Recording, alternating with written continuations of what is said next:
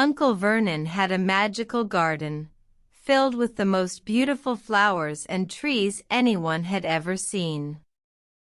Every day, children from all around the town would come to visit, amazed by the colors and scents that filled the air. Uncle Vernon loved sharing his garden with the children, telling them stories about each flower and tree.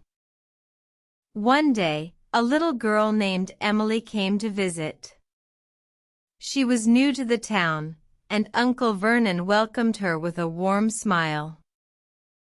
Emily was fascinated by the garden, asking questions about every flower she saw. Uncle Vernon happily answered each one, sharing his knowledge and love for nature. As the day went on, Emily and Uncle Vernon became good friends.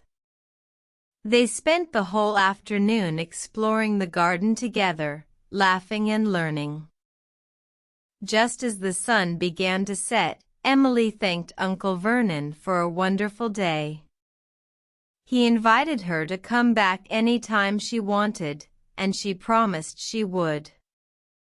That night, Emily went home with a newfound appreciation for the beauty of nature, and a new friend in Uncle Vernon.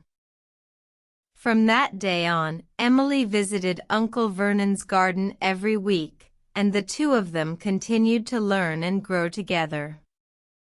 And so, the garden became a magical place not just for the children of the town, but for Emily as well. The end.